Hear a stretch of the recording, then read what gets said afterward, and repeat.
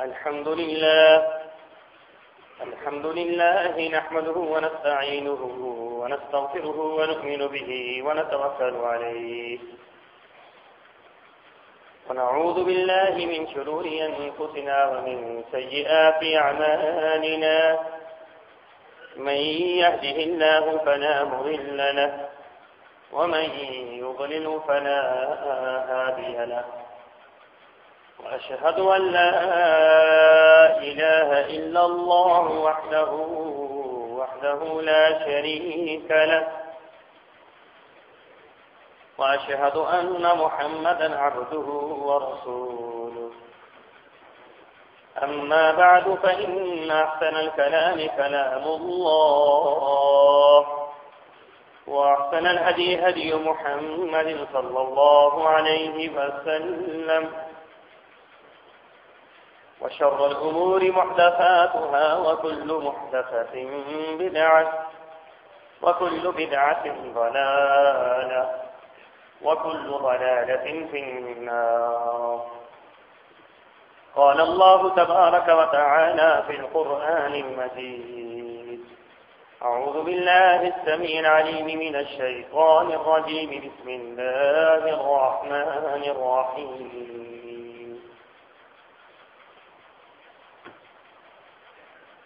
ولقد جئتمونا فرادا كما خلقناكم أول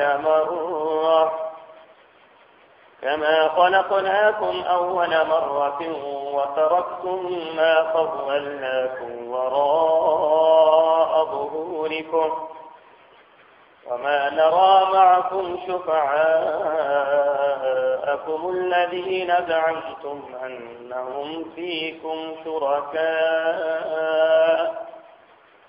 لقد تقطع بينكم وضل عنكم ما كنتم تزعمون. اللهم صل على محمد وعلى آل محمد كما صليت على إبراهيم وعلى آل إبراهيم إنك حميد مجيد. اللهم بارك على محمد وعلى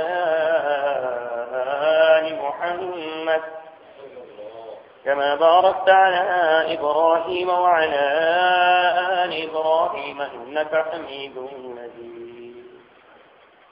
سبحانك لا علم لنا إلا ما علمتنا إنك أنت العليم الحكيم.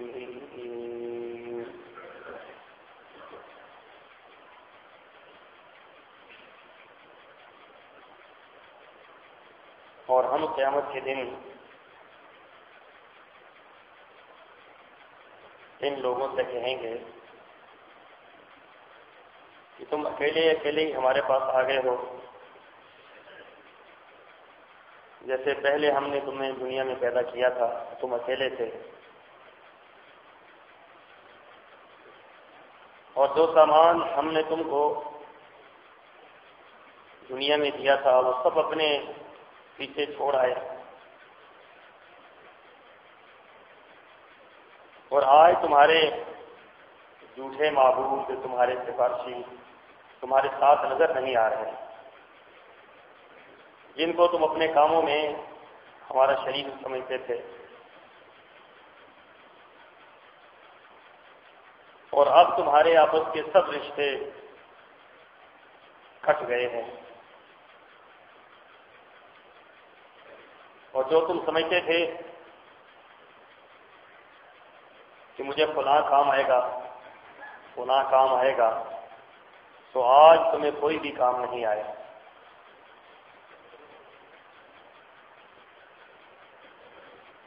हर किस्म की हम्द व सना अल्लाह वहदहु ला शरीक के लिए है, जो अकेला तने तरह सारी कायनात का खालिक व मालिक राज़िक़ व वजीर है। दुरूद व सलाम इमामुल अंबिया सरवरे रसूल खातमुल अंबिया हज़रत मुहम्मद रसूलुल्लाह सल्लल्लाहु अलैहि वसल्लम की ज़ात है।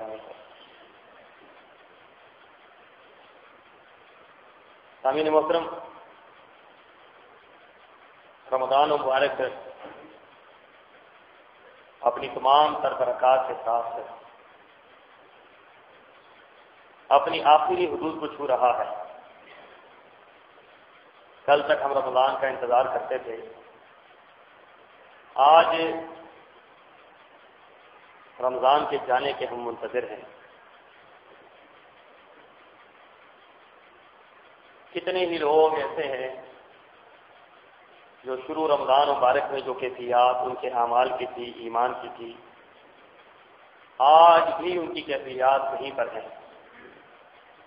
نہ ان کے عمل کے اندر کوئی تبدیلی آئی اور نہ ہی ان کے ایمان کے اندر اضافہ ہوا۔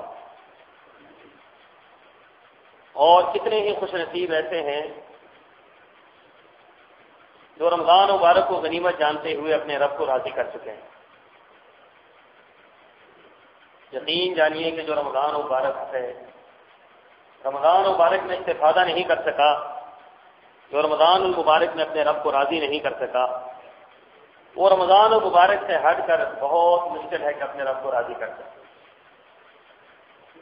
جب رحمتیں جوش مار رہی ہوں، جب اللہ خود بلا کر پکار کر کہہ رہا ہو، اور جب جنت کے دروازے کھل چکے ہوں، جہنم کے دروازے بند چکے ہوں، شیطان جکڑ دیے گئے ہوں، اگر ان حالات میں کوئی شخص توبہ کی طرف، استغفار کی طرف یا اپنے رب کو راضی کرنے کی طرف نہیں آتا تو پورا سال وہ پھر اس کا آنا بہت مشکل ہے۔ تو سامعین محترم، بڑے ہی مبارکباد کے مستحق ہیں وہ لوگ کہ جنہوں نے رمضان مبارک کو غنیمت جانا اور اپنے روٹھے ہوئے رب کو راضی کر لیا، سمجھ گئے کہ ہم غلطی پر تھے، ہم غلطی پر ہیں اور آئندہ غلطیوں کا ازالہ کریں گے، اور آج کے بعد زندگی کو ہم نے تبدیل کر لیا ہے۔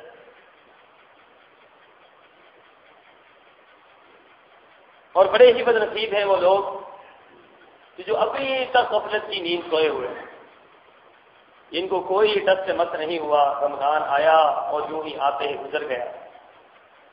دن کو بھی روزہ کس برکات کو لے کر گزرا، رات کو بھی قیام اللیل کن برکات کو لے کر آیا۔ کتنی رحمتیں، کتنی برکتیں، پہلا عشرہ مغفرت کا گزر گیا، پہلا عشرہ رحمت کا گزر گیا، دوسرا مغفرت کا گزر گیا، تیسرا جہنم سے آزادی کا گزر گیا، لیلۃ القدر بھی بیت گئی، اعتکاف بھی بیت گیا، ساری کی ساری رحمتیں بیت گئیں، اور یہ بدبخت، کمبخت اور انتہائی برا انسان کہ جو ان تمام تر رحمتوں کے ہوتے ہوئے بھی کچھ حاصل نہیں کر سکا۔ دیکھو بارش برس رہی ہو اور کوئی شخص بارش سے استفادہ نہ کرے تو کیا خیال ہے کہ بارش سے گزرنے کے بعد وہ چشمہ سے کیا سیراب ہوگا، کیا سیراب ہوگا جو بارش سے محروم رہ گیا۔ رمضان مبارک میں اللہ کی بارش برس رہی ہوتی ہے، جو بارش سے اپنے آپ کو مستفید نہ کر سکا وہ قطرات سے یا شبنم کے قطروں سے اپنے آپ کو کیا مستفید کرے گا۔ تو آج اس خطبہ جمعۃ المبارک میں ہم ایک نہایت اہم بات کی طرف آپ کی توجہ دلوانی ہے کہ ہمارا مقصد حیات کیا ہے، سوال ہے، اور نہایت ہی اہم سوال ہے کہ ہم دنیا میں کیوں آئے ہیں، ہم کیوں پیدا کیے گئے ہیں، ہمارا مقصد پیدا کرنے کا کیا ہے۔ یہ اتنا اہم سوال ہے کہ اگر اس سوال کا جواب ہمیں مل جائے اور اس سوال کے جواب پر ہم استقامت اختیار کر لیں اور اس سوال کے جواب کو ہم صحیح طریقے سے سمجھ جائیں تو یوں سمجھ لیجیے کہ رمضان المبارک میں ہمیں سب سے بہترین تحفہ یہی ملا ہے۔ دیکھیں دنیا کے اندر کوئی چیز تھی جو اللہ نے بنائی ہے وہ بغیر فائدے کے نہیں بنائی، کوئی چیز بھی دنیا کے اندر، ہر چیز کو اللہ نے ایک کام پر لگا دیا ہے۔ اگر ایک ذرہ ہے اس کو بھی اللہ نے بغیر کسی وجہ کے نہیں بنایا، ایک تنکا ہے اللہ نے اس کو بھی بغیر وجہ کے نہیں بنایا، تنکے کا خاص فائدہ ہے۔ اور دنیا کی کوئی چیز بغیر کسی وجہ کے اللہ نے نہیں بنائی، فالتو چیز اللہ نے کوئی نہیں بنائی۔ ہم سمجھتے ہیں ہمارے نقطۂ نظر سے سانپ کا، بچھو کا، ان کیڑے مکوڑوں کا کیا فائدہ ہے، آپ کو معلوم ہونا چاہیے کہ ان کے بھی بے شمار فائدے ہیں، ان کے بھی بے شمار فائدے ہیں۔ کوئی چیز اللہ نے یہ بات کہہ دی ہے کہ میں نے کوئی چیز کائنات کے اندر عبث پیدا نہیں کی۔ اللہ اس بات سے پاک ہے کہ کوئی فضول چیز پیدا کر کے دنیا کے اندر پھینک دے۔ جو چیز دنیا کے اندر ہے، چاہے وہ کیڑے مکوڑے ہیں، وہ پرند اور جرند ہیں، وہ درند ہیں، وہ گھاس ہے، وہ ذرات ہیں، وہ پتھر ہیں، وہ دنیا کی کوئی چیز بھی ہے، اس کا کوئی نہ کوئی اللہ کے ہاں مقصد ضرور ہے۔ اور یہ جتنی کائنات آپ کو نظر آ رہی ہے، یہ سورج آ رہا ہے، یہ جا رہا ہے، چاند آ رہا ہے، جا رہا ہے، ستارے آتے ہیں، چلے جاتے ہیں، دن ہوتا ہے، رات ہوتی ہے، یہ زمین ہے، یہ ہوائیں ہیں، یہ بارش ہے، یہ ٹھنڈا موسم ہے، یہ گرم موسم ہے، یہ تمام کے تمام جو نعمتیں اللہ نے دنیا کے اندر پیدا کر رکھی ہیں، یہ ساری کی ساری نعمتیں اس انسان کے لیے، یہ انسان کی نوکر ہے، یہ انسان کی خاطر ہے۔ ساری کائنات انسان کے لیے بنائی گئی ہے، اس کے فائدے کے لیے بنائی گئی،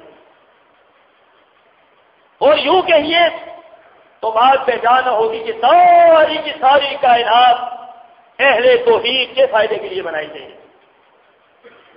اور جب رسول اللہ صلی اللہ علیہ وسلم نے فرمایا جب دنیا کے اندر مواحد ختم ہو جائیں گے، اہل توحید ختم ہو جائیں گے، اللہ ساری کی ساری کائنات کو ختم کر دیں گے، کیونکہ اس کے بعد ان کا کوئی فائدہ نہیں۔ یہ زمین اگر نوکری کر رہی ہے تو اہل توحید کے لیے، یہ آسمان اگر سایہ کیے ہوئے ہیں تو اہل توحید کی وجہ سے، یہ اگر پہاڑ یہاں پر کھڑے ہیں تو اہل توحید کی وجہ سے، سمندر بہ رہے ہیں، ندی نالے چل رہے ہیں، چشمے نکل رہے ہیں، یہ سارے کا سارا نظام اہل توحید کی وجہ سے قائم ہے۔ اگر اللہ کے یہ مواہب بندے کائنات کے اندر نہ رہے تو کائنات کے رہنے کا مقصد ختم ہو جاتا ہے۔ تو جس طریقے سے یہ بات سمجھ لیں کہ سارے کا سارا نظام اللہ نے انسان کے لیے بنایا ہے، اور پھر یہ سارے کا سارا نظام جو اللہ نے قائم کر دیا ہے، کہاں اس انسان کی پیدائش سے لے کر، کہاں اس کے ماں کے پیٹ سے لے کر کہ ماں کے پیٹ کے اندر ہوتا ہے، اللہ تعالیٰ اس کا سارے کا سارا سسٹم جو ہے وہ لکھ دیتے ہیں۔ کبھی آپ نے غور کیا ہے یہ انسان ماں کے پیٹ میں ہوتا ہے، بعض روایات میں 40 دن کا، بعض روایات میں 4 مہینے کا، جو 4 مہینے کا ہوتا ہے فرشتہ آتا ہے اس کے بعد اور آ کر اس کے بارے میں کچھ باتیں لکھتا ہے۔ ایک بات یہ لکھتا ہے ابھی یہ پیدا نہیں ہوا، لکھتا یہ ہے کہ اس نے مر جانا، ابھی یہ دنیا میں آیا نہیں ہے، ابھی اس کو کسی نے دیکھا نہیں ہے، لیکن لکھا جا رہا ہے کہ یہ جو ابھی نہیں آیا ہے اس نے ہر حال میں مرنا ہے، دنیا سے جانا۔ اور دوسری بات یہ لکھتا ہے کہ اس نے دنیا میں کتنا رزق کھانا ہے، کیا کچھ کھانا ہے، وہ لکھ دیا جاتا ہے، اس کا مینیو تیار ہوتا ہے، اس کے کھانے کا پورا چارٹ تیار ہوتا ہے، اتنی اس نے دالیں کھانی ہے، اتنی اس نے سبزی کھانی ہے، اتنا اس نے گوشت کھانا ہے، اس فلاں جگہ پر کھانا ہے، فلاں طریقے سے کھانا ہے، یہ سارے کا سارا اس ماں کے پیٹ کے اندر لکھ دیا جاتا ہے۔ دیکھو آج دنیا کے اندر ہم سب رزق کے لیے پریشان ہیں، جس سے پوچھو بھائی آپ کی پریشانی کیا ہے، آپ ماتھا پڑ کر بیٹھے ہیں، آپ کمر پڑ کر بیٹھے ہیں، آپ کی پریشانی کیا ہے، تو یہی کہے گا کہ بس دنیا کا معاملہ ہے، رزق کے لیے پریشان ہے، حالانکہ کوئی بات ہے رزق کے پریشان ہونے کے لیے۔ اللہ نے جو لکھ دیا ہے وہ ہر حال میں تمہیں ملنا ہے، اور وہ مل رہا ہے۔ رائی کے دانے کے برابر جو آپ کے مقدر میں اللہ نے لکھ دیا ہے وہ ہر حال میں آپ کو ملنا ہے، جو نہیں لکھا ہے وہ نہیں مل سکتا۔ تو ساری کی ساری چیزیں وہاں پر تیار ہوگی کس نے یہ کچھ کرنا ہے۔ اور پھر تیسری بات یہ لکھی جاتی ہے کہ یہ بدبخت ہے یا نیک بخت ہے، یہ جنت میں جائے گا یا جہنم میں جائے گا، وہ بھی وہاں پر لکھ دیا جاتا ہے۔ اور رسول اللہ صلی اللہ علیہ وسلم نے فرمایا کہ بس وہ جو لکھا جاتا ہے اسی کے مطابق پوری کی پوری زندگی کا نظام چلنا۔ کوئی دنیا میں آیا، اللہ نے ماں کے پیٹ کے اندر کتنا اس کے لیے نظام رکھ دیا، اللہ نے اس کو وہاں پر پالا پوسا، وہاں پر بڑا کیا، اللہ نے اس کے اندر روح پھونک دی، اللہ نے اس کے لیے کھانے پینے کا نظام اللہ نے وہاں پر بنا دیا، کبھی سوچو تو صحیح کہ یہ کتنا بڑا نظام ہے جو ہماری سمجھ سے باہر ہے۔ ماں کے پیٹ کے اندر بچے کا منہ نہیں کھلتا، بچہ منہ نہیں کھول سکتا، آنکھیں نہیں کھول سکتا، ہاتھ بھی چکرے ہوئے ہوتے ہیں۔ اللہ نے کیا نظام بنایا ہے کھانے کا کہ ناک کے ذریعے اللہ تعالیٰ اس کو کھانا کھلا رہا ہے، ناک کے ذریعے اس کے پیٹ میں کھانا جا رہا ہے۔ ماں کھانا کھاتی ہے، بچے کے پیٹ میں چلا جاتا ہے، ماں پانی پیتی ہے، بچے کے پیٹ میں چلا جاتا ہے۔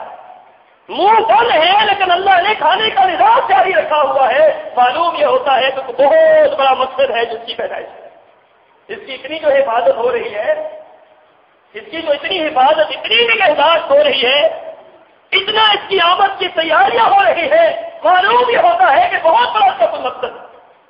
جب دنیا میں آیا اللہ تعالیٰ نے ماں باپ کو نوکر اس کا بنا دیا۔ اب دنیا میں جو بندہ آتا ہے، آپ کو پتا ہے اس کے کپڑے نہیں ہوتے، کپڑے نہیں ہوتے، وہ بول نہیں سکتا، وہ اپنے دکھ کا اظہار نہیں کر سکتا، وہ کسی کو کچھ کہہ نہیں سکتا، لیکن ماں باپ کو اللہ تعالیٰ اس بچے کا نوکر بنا دیتے۔ بچہ دودھ نہیں پیتا، ماں زبردستی دودھ پلاتی ہے اور پھر روتی ہے کہ میرا بچہ دودھ کیوں نہیں پیتا۔ یہ کس نے اس کے دل کے اندر یہ محبت ڈال دی، جس کو تو نے پالنا ہے، اس کو تو نے بڑا کرنا ہے۔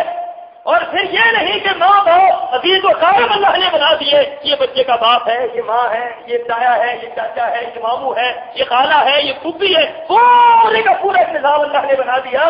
اور اس لیے بنایا کہ یہ سارے کے سارے نظام میں اپنے آپ کو تنہا محسوس نہ کرے۔ اور پھر کھانے کا بندوبست اللہ نے کر دیا، پینے کا بندوبست اللہ نے کر دیا۔ نہیں کھاتا تو زبردستی اس کو کھلایا جاتا ہے، دودھ نہیں پیتا تو زبردستی پلایا جاتا ہے۔ یہ اللہ نے جو اتنا اس کی خدمت کے لیے ساری کائنات کو وقف کیا، معلوم ہوتا ہے کوئی بہت بڑی بات ہے، اس کے ساتھ کوئی بہت بڑا کام اس سے لیا جانا ہے جتنی اس کی نگہداشت ہو رہی ہے۔ اور پھر سردیوں میں گرم لباس، گرمیوں میں ٹھنڈا لباس، ماں ہر حال میں اس کا خیال رکھتی ہے اور ہر چیز اس کے لیے پیدا کرتی ہے۔ یقین جانے ماں باپ خود بھوکے رہتے ہیں، بچے کو کھانا کھلاتے ہیں، یہ کس نے دل کے اندر ڈالا؟ یہ اللہ نے دل کے اندر ڈالا۔ رسول اللہ صلی اللہ علیہ وسلم کے سامنے اما عائشہ صدیقہ بیٹھی ہیں، ایک عورت آئی اور اس نے آ کر سوال کیا کہ مجھے کچھ کھانے کے لیے چاہیے۔ اما عائشہ صدیقہ رضی اللہ تعالی عنہا نے 3 کھجوریں اس کو دی، کہا کہ یہ لو میرے پاس یہی ہے۔ 2 اس کی بیٹیاں اس کے ساتھ تھی، اس عورت نے کیا کیا، 1 کھجور ایک کو دے دی، 1 دوسری کو دے دی، اور تیسری کھجور اس نے اپنے منہ کے اندر ڈالنے کے لیے جیسا ہی ہاتھ بڑھایا، بچیوں نے کھجوریں کھا لی اور وہ بھی مانگنے لگے کہ یہ بھی ہمیں دو۔ اب ماں بھی بھوک سے تڑپ رہی تھی، لیکن اس ماں نے کیا کیا، اسی کھجور کے 2 ٹکڑے کیے، اپنے منہ میں سے نکالی، کھجور کے 2 ٹکڑے کیے، 1 ٹکڑا ایک کے منہ میں ڈال دیا، دوسرے کے منہ میں ڈال دیا۔ اور اما عائشہ صدیقہ نے جب یہ عمل دیکھا تو بڑی حیران رہ گئی، میں اللہ کے رسول یہ کیا معاملہ ہے؟ فرمایا اس عورت کے اس رحم کرنے کی وجہ سے جو اس نے اپنی بچیوں پر کیا ہے، اللہ عرش پر راضی ہوا اور اس کے لیے جنت واجب کر دی۔ یہ جو اللہ نے اتنا کچھ بنا لیا اس کے لیے، یہ کیوں بنایا؟ یہ زمین بھی اس کی نوکر، آسمان بھی اس کا نوکر، ساری کی ساری کائنات اس کے لیے مسخر ہے۔ وَسَخَّرَ لَكُمُ الْأَنْهَارَ وَسَخَّرَ لَكُمُ الشَّمْسَ وَالْقَمَرَ دَائِبَيْنِ، ساری کی ساری کائنات اس کے لیے مسخر کر دی ہے۔ سورج بھی اس کے لیے آ گیا، چاند بھی اس کے لیے آ گیا، ستارے بھی اس کے لیے آ گئے، زمین بھی اس کے لیے آ گئی۔ اب سوچو کہ اس انسان کو کس لیے بنایا گیا؟ تو اللہ تعالیٰ سے انسان کے بنانے کا مقصد حیات بیان کر رہے ہیں کہ مقصد حیات کیا ہے؟ وَمَا خَلَقْتُ الْجِنَّ وَالْإِنسَ إِلَّا لِيَعْبُدُونِ، ساری کائنات اس کے لیے میں نے بنائی ہے، ساری کائنات اس کی نوکری کرے گی، ساری کائنات اس کے فائدے میں چلے گی، اور اس انسان کو صرف میں نے اپنی عبادت کے لیے بنایا۔ اس انسان سے میں نے اپنے دین کا کام لینا ہے، بس یہ میرا ہے، اس نے میرے سامنے جھکنا ہے، اس نے میرے سامنے سجدے کرنے ہیں، اس نے میرے سامنے رکوع کرنا ہے، اس نے میرے سامنے تحیات سے بیٹھنا ہے۔ ساری کی ساری کائنات میرے اس کے لیے بنائی ہے اور یہ میں نے اپنے لیے بنایا۔ فقط ایک مقصد ہے انسان کی بناوٹ کا، ایک مقصد زندگی فقط ایک ہے۔ اور آج 99.9% لوگ ایسے ہیں کہ جنہیں مقصد حیات کا پتہ ہی کچھ نہیں ہے کہ ہم کیوں آئے ہیں۔ کیا بتلاؤ دنیا کے اندر ہم اپنی مرضی سے آئے ہیں؟ کوئی ایک بندہ اتنے بڑے مجمع میں اٹھ کر کہے کہ میں اپنی مرضی سے آیا۔ ہم اپنی مرضی سے نہیں آئے ہیں، نہ اپنی مرضی سے جائیں گے۔ جب اپنی مرضی سے ہم آئے نہیں، اپنی مرضی سے جا نہیں سکتے، تو اپنی مرضی کے مطابق زندگی کیسے گزار سکتے؟ جو ہمیں لے کر آیا ہے اس کا کیا مقصد ہے؟ یہ ہر شخص کو سمجھنا چاہیے کہ جو ہمیں لے کر آیا ہے، اللہ ہمیں لے کر آیا، اللہ نے ہمیں رزق دیا، اللہ نے ہمیں ہاتھ پاؤں دیے، اللہ نے آنکھیں دی، اللہ نے دل دیا، اللہ نے دماغ دیا، اللہ نے اتنی نعمتیں دے دی، تو اللہ کا لانے کا مقصد کیا ہے؟ لانے کا مقصد ہر ایک کو سمجھنا چاہیے کہ اللہ نے جو ہمیں اتنا کچھ دیا ہے، جو اللہ ہمیں لے کر آیا ہے، اس کے لانے کا مقصد یہ ہے کہ یہ دنیا کے اوپر میری بغاوت نہ کرے، میری مخالفت نہ کرے، میرے دین کے احیاء کے لیے کام کرے، توحید کے احیاء کے لیے کام کرے، شرک کو مٹانے کے لیے کام کرے، سنت رسول اللہ کے احیاء کے لیے کام کرے۔ اب بتلاؤ کہ دنیا کے اندر کتنے لوگ ہیں جو اس مقصد کو پورا کر رہے ہیں؟ کتنے لوگ ہیں جس مقصد کو سمجھتے ہیں کہ ہمارا آنے کا مقصد یہ ہے؟ ہم تو یہ سمجھتے ہیں کہ ہم تو دنیا میں آئے ہیں بس عیش کرنے کے لیے آئے ہیں، یہ جو زندگی اللہ نے دی ہے، یہ زندگی کیوں دی ہے؟ مکان بناؤ، کوٹیاں بناؤ، بنگلے بناؤ، ڈگریاں دے دو، اور پھر کسی علاقے میں کسی فیکٹری میں ملازمت اختیار کر لو، اس سے ریٹائر ہو جاؤ اور اس کے بعد مر جاؤ۔ فقط بتاؤ خدا کا واسطے، خدا نہ کبھی سوچو کہ یہ بھی کوئی زندگی ہے؟ یہ تو جنگل کی زندگی ہے۔ اگر مکان بنانا اور دکان چمکانا ہی مقصد حیات ہوتا تو یہ تو ویسے ہی نظام دینے کا چل رہا ہے۔ یہ اللہ تعالیٰ نے کسی ایک کو بھی اللہ نے یہ نہیں کہا کہ تو دنیا میں جا رہا ہے، تو نے مکان بنانا ہے، تو نے دکان بنانی ہے، تو نے کاروبار کرنا ہے، تو نے ڈگریاں حاصل کرنی ہے، تو نے بینک بیلنس بڑھانا ہے۔ اللہ نے ایک کو بھی یہ بات نہیں کہی۔ جس کو بھی اللہ نے بنایا ہے، اللہ نے فرمایا تجھے میں نے اپنی عبادت کے لیے بنایا، رزق کے لیے پریشان ہونے کی کیا ضرورت ہے؟ وہ تو ہم نے دے دیا جو دینا تھا۔ اگر دنیا کے اندر ہمارے آنے کا مقصد مکان بنانا ہوتا تو جانور کو ہم کچا مکان بناتے ہیں۔ آپ کو پتا ہے کہ جانور کتنا خوبصورت مکان بناتا ہے؟ شہد کی مکھی کو مکان بناتے ہوئے دیکھا ہے کسی نے؟ شہد کی مکھی تو مکان جو چھتا تیار کرتی ہے، ساری دنیا کے انجینئر مل جائے ایسا مکان کوئی نہیں بنا سکتا۔ اتنا خوبصورت اس کے اندر ڈرائنگ روم بھی ہے، ڈائننگ روم بھی ہے، باتھ روم بھی ہے، اس کے اندر ساری کی ساری سہولتیں اس کے اندر موجود ہیں، اور شہد کی مکھی چھوٹا سا جانور ہے۔ اللہ نے اس کا مقصد کیا بنایا ہے؟ اس کا مقصد یہ ہے کہ اس نے شہد نکالا۔ تو کبھی کسی شہد کی مکھی کو آپ نے دیکھا ہو کہ ناراض ہو کر بیٹھتی ہوں کہ میں شہد نہیں نکالتا؟ جس کو اللہ نے جو بھی ڈیوٹی لگائی ہے وہ ڈیوٹی پوری کر رہا ہے۔ یہ پلر کی کیا ڈیوٹی ہے؟ اس نے چھت کو پکڑا ہوا ہے، چھت کو اٹھا رکھا ہے اس نے، اور اللہ کے حکم کا پابند ہے۔ کبھی کسی پلر نے کہا ہے کہ میں چھت نہیں اٹھاتا، اتنا وزن کون اٹھائے؟ اللہ نے جس چیز کے جس کو بنایا ہے اس کام کے اندر یہ مشغول ہو چکا ہے۔ رسول اللہ صلی اللہ علیہ وسلم نے فرمایا کچھ فرشتے اللہ نے بنائے ہیں جو صرف سجدے میں گرے رہتے ہیں، جن کا کام ہی سجدے کرنا ہے۔ جب سے وہ پیدا ہوئے ہیں اور جب تک کائنات میں وہ رہیں گے اس وقت تک وہ سجدے ہی میں گریں گے، سجدے سے نہیں اٹھیں گے۔ اللہ نے کہہ دیا تم نے سجدے میں گرے۔ بعض فرشتے اللہ نے کھڑے کر دیے ہیں اور ان کا کام ہے صرف کھڑے ہونا، اور قیامت کی دیواروں تک وہ اسی انداز سے کھڑے رہیں گے، ان کو بیٹھنے کی کوئی اجازت نہیں، بس وہ کھڑے ہیں۔ جب سے اللہ نے کائنات بنائی ہے حضرت اسرافیل کو سور دے کر کھڑا کر دیا ہے، صدیاں گزر گئی، حضرت اسرافیل اس سور کو لے کر کھڑے ہیں اور اپنی آنکھ کو وہ نیچے نہیں کرتے، پلک کو وہ نیچے نہیں کرتے کہ کہیں ایسا نہ ہو میں اپنی پلک کو بند کروں اور اللہ کا حکم آ جائے اس میں تاخیر ہو جائے۔ جس کام کے لیے اللہ نے دنیا کی کوئی چیز بنائی ہے وہ کام میں مگن ہے اور کر رہا ہے۔ صرف حضرت انسان ہے کہ جس کو جس کام کے لیے بنایا ہے اس کو کوئی اس کی فکر نہیں، اس کو بنایا ہے اپنے لیے اور جاتا یہ درباروں پر ہے، اس کو بنایا اپنے سامنے سجدہ کرنے سے جا کر یہ قبروں کی مٹی چاٹ جاتا ہے، وہاں پر جا کر اس کو حاجت روا سمجھتا ہے، مشکل کشا سمجھتا ہے، داتا دستگیر سمجھتا ہے۔ اور کس قدر کی حالت کی بات ہے کہ آج کتنے مسلمان ایسے ہیں جن کا یہ نظریہ اور عقیدہ بن چکا ہے کہ نماز رہ جائے تو رہ جائے، روزہ چھوٹ جائے تو چھوٹ جائے، زکوٰۃ نہ دے تو نہ دے، حج پہ نہ جائے تو نہ جائے، لیکن کسی صورت میں 11ویں جو ہے وہ نہیں چھوٹنی چاہیے۔ 11ویں نہیں چھوٹنی چاہیے. 11ویں والا ناراض نہ ہو, اللہ ناراض ہوتا ہے تو ہو جائے, کیونکہ ہم کو اللہ سے 11ویں والے نے چھوڑانا. تو 11ویں نہیں چھوٹنی چاہیے, 11ویں ہر حال میں دینی چاہیے کہ 11ویں والا بابا وہ ناراض نہ ہونے پائے. سوچو اللہ کے بندو کہ یہ ہمارا مقصد ہے. کیا اللہ تعالیٰ نے یہ کہا تھا کہ 11ویں والے کو راضی کرنا تو میں راضی ہو جاؤں گا؟ اللہ نے تو یہ نہیں کہا. اللہ نے کہا راضی مجھے کرو, میں نے تمہیں بنایا ہے, میں تمہیں دیتا ہوں. 11ویں والے نے بنایا کیا ہے یہ تو بتلاؤ. پھر جن قبروں پر تم جھکتے ہو, جن قبروں کے لیے مرتے ہو, جن کے نام کی نظر و نیاز دیتے ہو, جن قبروں پر چڑھاوے چڑھاتے ہو, جس کے لیے صبر کرتے ہو, یہ بتلاؤ کہ انہوں نے کیا کیا ہے. تمہیں بنایا, تمہارے ماں باپ کو بنایا, تمہارے عزیز و قارب کو بنایا, تمہارے رزق کا بندوبست کیا, تو انہوں نے کچھ بھی نہیں کیا ہے. تو کس بنیاد پر تم اللہ کا حق ان کو دے رہے ہیں؟ تو کبھی کہ مسلمانوں یہ بات سوچی ہے کہ قبر والوں نے کیا کیا ہے, کیا بنایا ہے؟ آپ کو بنایا, زمین کو بنایا, آسمان کو بنایا, کس کو بنایا ہے؟ یہ کتنا بڑا ظلم ہے کہ بناتا کوئی اور ہے, لاتا کوئی اور ہے, کھلاتا کوئی اور ہے, دیتا کوئی اور ہے, مارے گا کوئی اور جاتے ہم کسی اور طرف. تو اس سے بڑی بھی جہالت کوئی ہو سکتی ہے دنیا کے اندر؟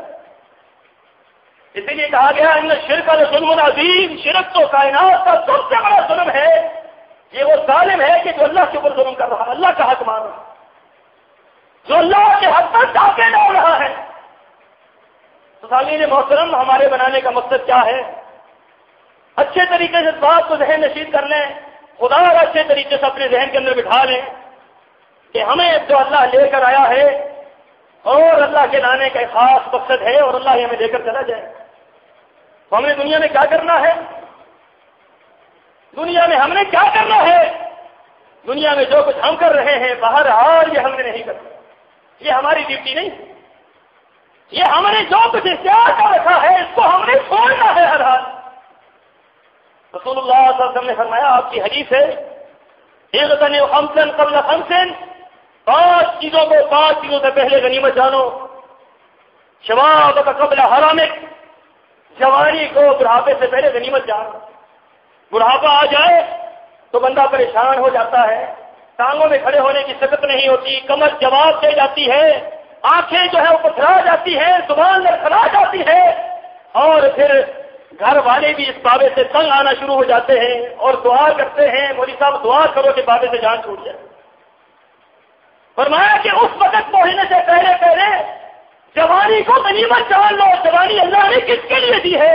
اے جوانوں, جوانی اس کے لیے نہیں دی جس کو موٹر سائیکلوں کے اوپر سلنسر نکال کر دن بھر جو ہے وہ گلیوں کے اندر دوڑ لگاتے رہو, یا کالجوں کے اندر, یونیورسٹیوں کے اندر جہاں پر تمہاری مائیں بہنیں پڑتی ہیں وہاں پر جا کر کھڑے ہو جاؤ. یا اللہ نے جوانی اس کے لیے نہیں دی کہ ویڈیو گیم کی نظر کر دو, کرکٹ کی نظر کر دو, ہاکی کی نظر کر دو, فٹ بال کی نظر کر دو. اللہ نے اس لیے جوانی نہیں دی ہے.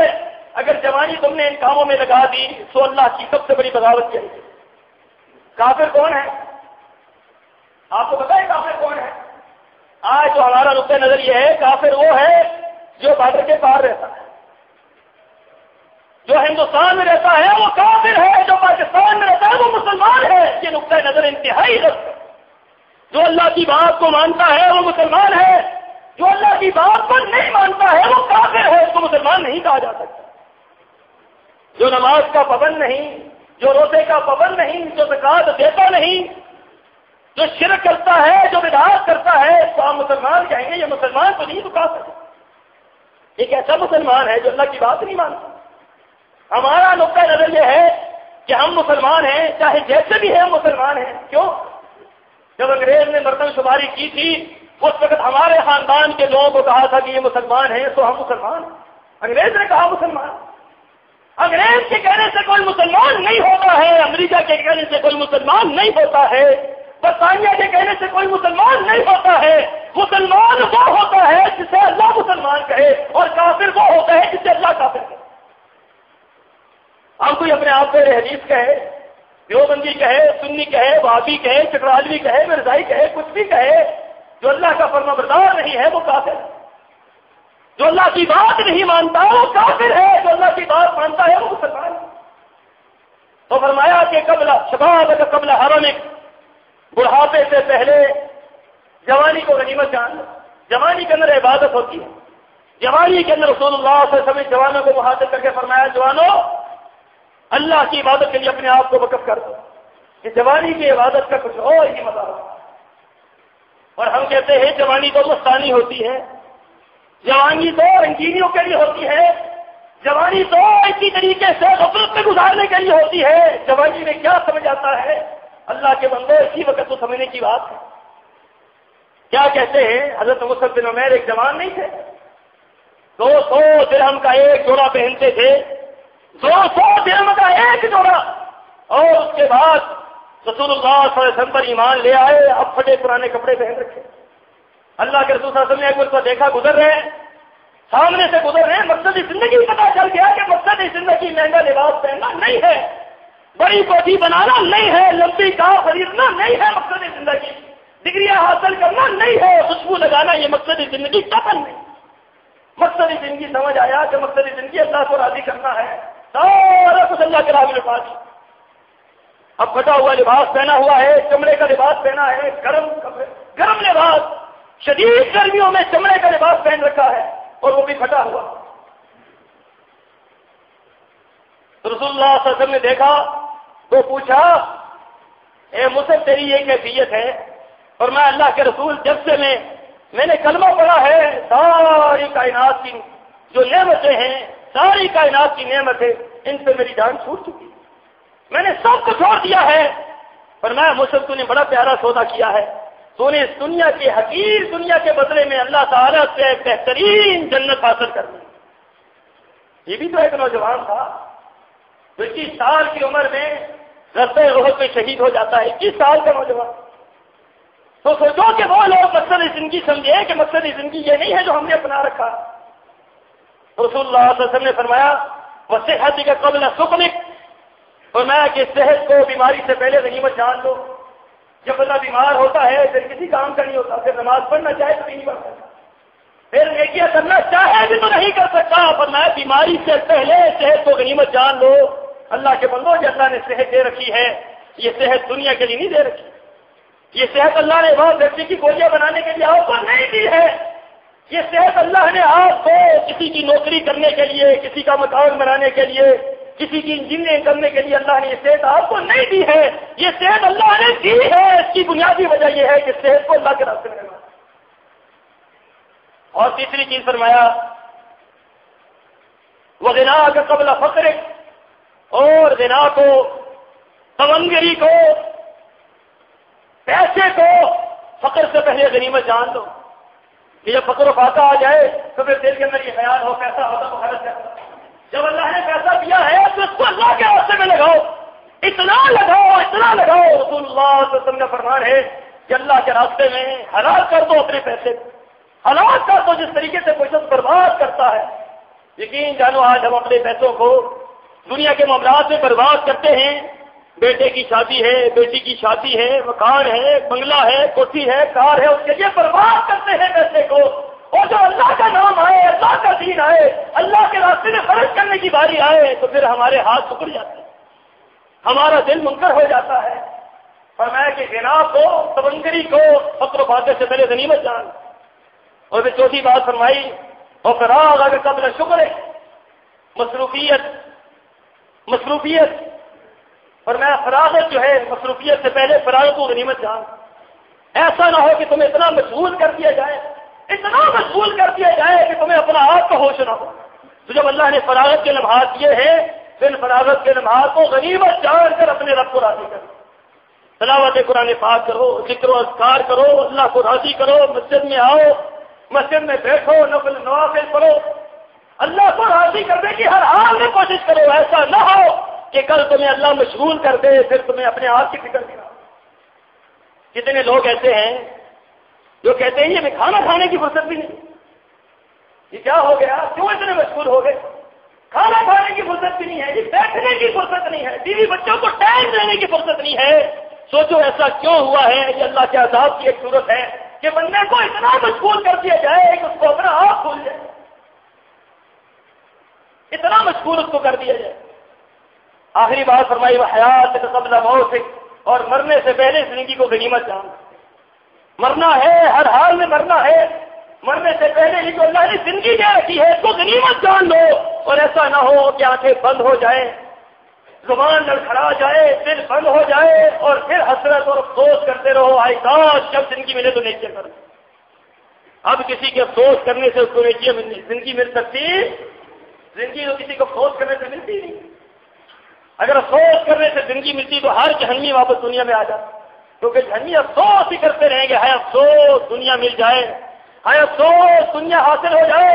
رسول اللہ صلی اللہ علیہ وسلم کا فرمان ہے، آپ نے فرمایا کہ کل قیامت کے دن جب انسان اللہ کے سامنے پیش ہوگا تو اپنے حالات دیکھ کر، اپنے اعمال دیکھ کر وہ ایک تمنا کرے گا کاش مجھے دنیا میں لٹا دیا جائے، اور جب میں دنیا میں جاؤں پھر واپس آنے تک میں اپنے آپ کو سجدے سے پیچھے نہ ہٹاؤں، پوری زندگی میں سجدے میں گرا رہا۔ وہ سمجھ جائے گا کہ سجدے ہی میں اللہ نے سب کچھ رکھا ہے، اس جھکنے میں ہی اللہ نے خیر رکھی ہے، کس کے اوپر جھکنا؟ اللہ کے سامنے جھکنا، اس کٹ جانے میں اللہ نے خیر رکھی ہے، کس کے سامنے کٹ جانا؟ اللہ کے سامنے کٹ جانا۔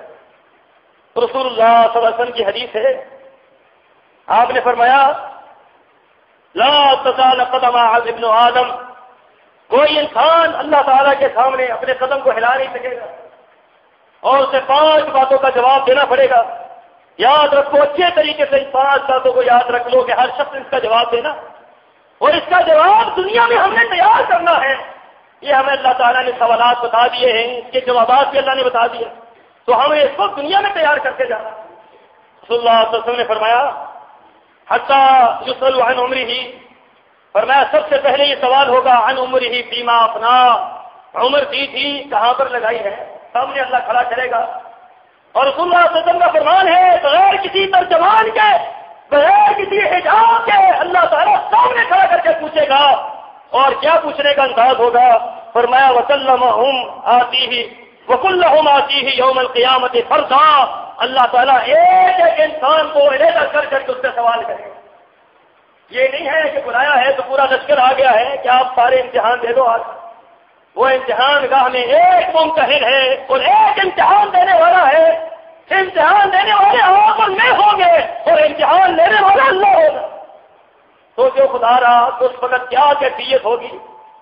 انٹرویو دینے کے لیے جاتے ہو، نوکری کے لیے انٹرویو، ایم ڈی بیٹھتا ہے، سی ایم بیٹھتا ہے، انسان کی کبھی داری ہوتی ہے، دعا کروا کے جاتے ہیں، مولوی صاحب دعا کریں انٹرویو میں کامیاب ہو جائے۔ اور یہ کیا انٹرویو ہے؟ یہ کیا ہے؟ ایم ڈی لے رہا ہے، سی ایم لے رہا ہے، تمہاری جان لے لے گا، تمہیں مار دے گا، زیادہ سے زیادہ نوکری نہیں لگے گی، اور کیا ہونا ہے؟ لیکن گھبراہٹ کا کیا عالم ہے کہ دعائیں کروا کے جاتے ہیں، دعا کرے حضرت اللہ انٹرویو میں کامیاب کر۔ تو کتنی دنیا کو میں نے دنیا کے انٹرویو کے لیے روتے ہوئے دیکھا ہے۔ اللہ کے بندو، اللہ کا انٹرویو جو اللہ نے دینا ہے وَكُلُّهُمْ آتِيهِ يَوْمَ الْقِيَامَةِ فَرْضًا، ہر ایک اکیلا اللہ کے سامنے کھڑا ہوگا، کوئی دوسرا اس کے ساتھ نہیں ہوگا، نہ کوئی بتانے والا، نہ کوئی چھڑانے والا، نہ کوئی رشوت دینے والا، نہ کوئی پیچھے سے سفارشی فون کرنے والا کہ اس کو جو ہے یہ میرا بندہ ہے، اس کو رکھ لو، انٹرویو ہلکا لینا، تھوڑا لینا، باتیں چھوٹی چھوٹی پوچھنا تاکہ یہ کامیاب ہو جائے۔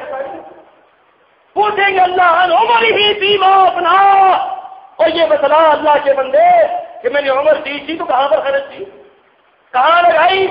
اللہ مکان پر لگا دی، دکان پر لگا دی، کاروبار میں لگا دی، بیوی بچوں میں لگا دی۔ اللہ فرمایا کہ ناکام ہو گیا، نامراد ہو گیا، میں نے کہا تھا دنیا میں لگائے، بس وقت کیوں لگائی ہے، کس لیے لگائی ہے، کس نے کہا اس سے لگا؟ اور دوسرا سوال ہوگا فرمایا من شباب عن شبابہ فیما ابلا، جوانی کہاں پر لگائی؟ جوانی، جوانوں بار بار سوال آ رہا ہے، جوانی کہاں پر لگائی؟ اللہ کرکٹ کھیلنے میں، فٹ بال کھیلنے میں، ہاکی کھیلنے میں، ٹیبل ٹینس کھیلنے میں، ٹی وی دیکھنے میں، وی سی آر دیکھنے میں، فلمیں دیکھنے میں، تاش کھیلنے میں، اور دن بھر ہمارا گردی کرنے میں ہم نے گزار دی۔ سوچو جو شخص اللہ کے سامنے یہ جواب دے گا اس کا کیا حال ہوگا؟ وہاں جھوٹ نہیں چلے گا، کسی جھوٹ تو کوئی بول ہی نہیں سکے گا وہاں پر، جو بولے گا زبان لڑکھڑا جائے گی، پاؤں بولنا شروع کر دیں گے، ہاتھ بولنا شروع کر دیں گے، اپنا جسم بولنا شروع کر دے گا، اللہ ہی جھوٹ بول رہا ہے۔ براہ دنیا میں جھوٹ بول لو جان چھوٹ جاتی ہے، لیکن اللہ کے ہاتھ جھوٹ بولو تو جان کسی صورت میں نہیں چھوٹے۔ کیا کہتے ہو؟ اللہ کو بھی فرحت لگا جاؤ گے، اللہ کو بھی دعوت دے جاؤ گے؟ یہ اللہ تعالیٰ کی ذات ہے، کوئی دنیا کا بندہ نہیں ہے۔ وہ تو جانتا ہے، اس کو پتا ہے اس نے کیا کارنامے کیے، کیا گل کھلائے اس کی جوانی نے دنیا میں۔ اور تیسری بات فرمائی تو من مال ہی من این اکتسبہ وفیما انفقہ، جو مال تجھے میں نے دیا، تیرے جیب میں پیسے آتے تھے، ہر مہینے تیرے جیب میں پیسے ڈالتا تھا، یہ جو تنخواہ آتی ہے یہ آپ دیکھو، یہ تو اللہ دیتا ہے، جس اللہ نے آپ کے لیے سارا کچھ کر رکھا ہے یہ اللہ دے رہا ہے۔ اور اللہ پوچھیں گے جو میں نے پیسے دیے تھے، 10,000 روپیہ تنخواہ دی تھی، 15,000 روپیہ چھاتی چوری کر کے کہتا تھا میں تو 20,000 روپیہ مہینے کا کما لیتا ہوں، یہ بتلا کہ جو میں نے کیا تھا وہ خرچ کہاں کیا؟ اللہ میں تو ٹی وی لے آیا تھا، میں تو VCR لے آیا تھا، میں تو کیبل لگا بیٹھا تھا، میں نے تو یہ کہا، اللہ کہیں گے پتا تو میں نے کہا یہاں پر خرچ کریے، تو نے کیوں خرچ کیا؟ تو بتلاؤ کہ اللہ تعالیٰ کو کیا جواب دو؟ آخری بات اللہ کے رسول صلی اللہ علیہ وسلم نے فرمائی، آپ نے فرمایا اور اللہ پوچھیں گے وَمَاذَا عَمِلَ بِمَا عَلِمَ، جو تجھے میں نے علم دیا تھا، تجھے بتلاتے تھے لوگ، علماء بتلاتے تھے، کتابیں تو پڑھتا تھا، لوگ تجھے بتلاتے تھے، تجھے علم تھا، جتنا تجھے علم تھا کتنا تم نے اس پر عمل کیا؟ جانتا تھا کہ نماز نہ پڑھنا کفر ہے، جانتا تھا مزاروں پر جانا کفر ہے، جانتا تھا بدعات کرنا کفر ہے، جانتا تھا جانتی تھی کہ پردہ نہ کرے تو اللہ ناراض ہوتا ہے، کہہ کر تھک گئے تھے، لوگوں نماز پڑھ لو، لوگوں روزہ رکھ لو، لوگوں زکات دے دو، لوگوں اچھے اخلاق ہو، اچھا کردار ہو، خواتین کو پردہ کرنا چاہیے، ہر ایک سے پردہ کرنا چاہیے، ہر غیر محرم سے پردہ کرنا چاہیے، یہ تو کہہ رہے تھے، علم تھا تمہیں، لیکن عمل کتنا کیا؟ جتنا جانتے تھے اتنا عمل کیا ہے؟ کون اس کا جواب دے گا؟ اور اللہ کے رسول صلی اللہ علیہ وسلم نے فرمایا یہ شخص اپنے دائیں دیکھے گا تو آگ نظر آئے گی، بائیں دیکھے گا تو آگ نظر آئے گی۔ اتنے خوفناک انٹرویو ہے یہ کہ دائیں آگ ہے، بائیں آگ ہے، پیچھے آگ ہے، نیچے آگ ہے، آگے آگ ہے، آگ ہی آگ نظر آ رہی ہے، اور پھر یہ سوچے گا کہ میں تو نہیں بچ سکتا۔ اللہ فرمائیں گے افمن یمشی مکبا علی وجہہ اہدی، یاد رکھو اچھی طریقے سے یہ بات اپنے ذہن کے اندر بٹھا لو کہ جو دنیا میں اللہ کی بات نہیں مانتے، کل قیامت کے دن اللہ تعالیٰ اس کو اس کے منہ کے بل چلائے گا، منہ کے بل چلے گا۔ کیا سوچتے ہو دنیا میں کوئی بندہ اس بات کو سمجھ سکتا ہے؟ افمن یمشی مکبا علی وجہہ اہدی، کیا تم اس شخص کو جانتے ہو کہ جو اپنے منہ کے بل چلے گا اس کے پاؤں اوپر ہوں گے اور سر نیچے ہوگا اور منہ کے بل وہ کسن کسن کا چل رہا ہوگا؟ صحابہ کرام نے اللہ کے رسول سے یہ بات پوچھی، اللہ کے رسول یہ بات بتلائے کہ ایک شخص جو ہے وہ منہ کے بل کیسے چلے گا؟ آپ نے فرمایا جو اللہ پاؤں کے بل چلا سکتا ہے وہ اللہ منہ کے بل بھی چلا سکتا ہے۔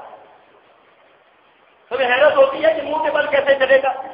یاد رکھو جو دنیا میں اللہ کو نہیں مانتا، جو اللہ کی بات کو نہیں مانتا، جو اللہ کی بات کو تسلیم نہیں کرتا، جو اللہ کے حقوق پر ڈاکے ڈالتا ہے، افمن یمشی مکبا علی وجہہ اہدی، کل اللہ تعالیٰ کے سامنے وہ اپنے منہ کے بل چلے گا۔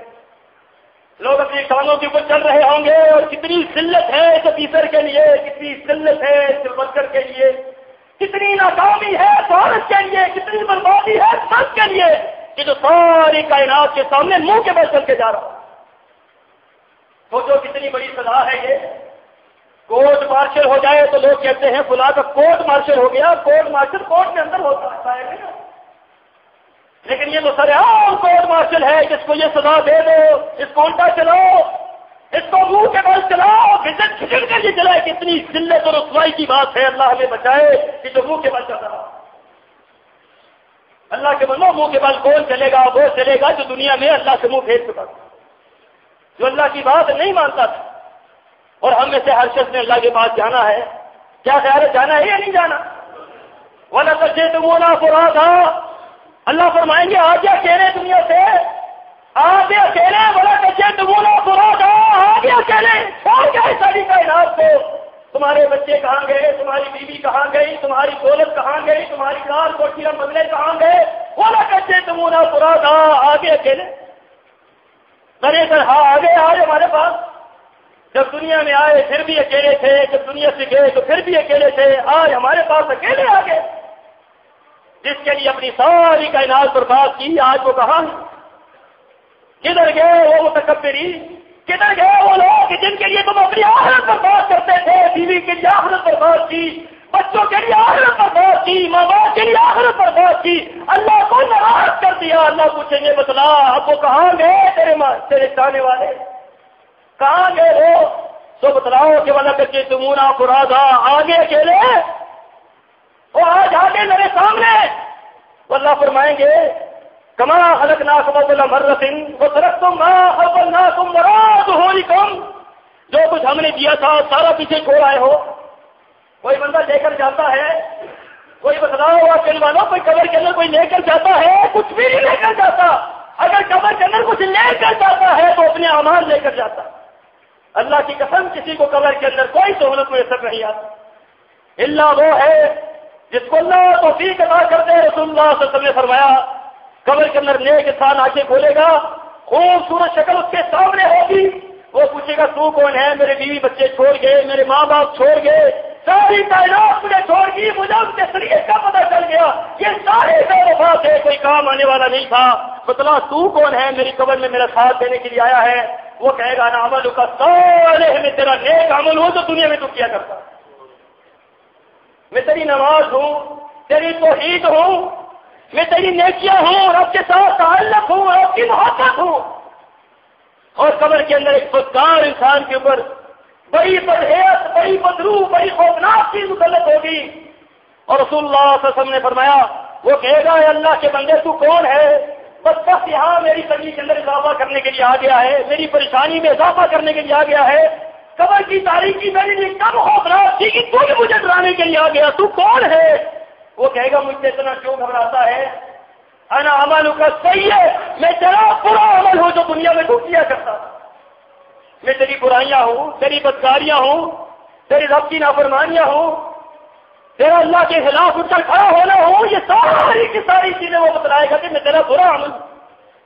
تو اللہ کے بندو سوچ لو کہ ہم نے اپنے رب کو راضی کرنا ہے، ہم نے اپنے رب کو راضی کرنا ہے تو خدا اپنی زندگی کو تبدیل کر۔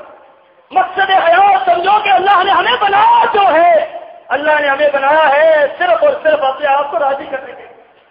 کوئی سی زندگی اللہ نے دے دی ہے، اور پھر یاد رکھو اللہ کے رسول صلی اللہ علیہ وسلم فرما رہے ہیں انذرتکم نارا تلظی، انذرتکم النار، انذرتکم النار، فرمایا لوگوں میں تمہیں جہنم سے ڈرا رہا ہوں، جہنم سے ڈرا رہا ہوں، جہنم سے ڈرا رہا ہوں۔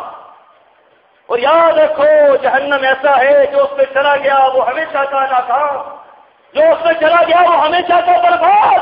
دنیا میں کتنی سہولت زندگی کیوں نہ گزاری ہو، جو جہنم میں چلا گیا وہ کہے گا میں نے زندگی میں کبھی کوئی سکھ نہیں دیکھا، کبھی زندگی میں مجھے کبھی سکھ نہیں آیا، کبھی زندگی میں میں نے کوئی اچھائی نہیں دیکھی۔ تو اللہ کے بندو اب بھی اللہ نے وقت دیا ہے، جمعۃ الوداع کا یہ دن ہے، اللہ کے سامنے گر گرا کر رو کر دعا مانگو کہ اللہ ہمیں تو اپنا فرما بردار بنا دے، اے اللہ ہمیں جو مقصد حیات ہے وہ سمجھنے کی توفیق عطا فرما دے، اللہ ہمیں ایسا بنا دے کہ تجھے ہم پسند آ جائیں۔ ہماری زندگی کی بڑی کمی کوتاہیاں، بڑی زندگی کے اندر نافرمانیاں، اے اللہ دن اور رات ہم گناہوں میں بسر کرتے رہے، اللہ تجھ سے عہد کرتے ہیں آج کے بعد تیرے فرما بردار بن کے رہیں گے، تیرے خلاف بغاوت نہیں کریں گے، تیرا ہر کہنا مانیں گے، ہر بات مانیں گے۔ اللہ تو ہمیں معاف فرما دے، اللہ تو ہم سب کو معاف فرما دے، اللہ ہمارے لیے نیک اعمال کرنا آسان بنا دے۔ وآخر دعوانا ان الحمد للہ رب العالمین۔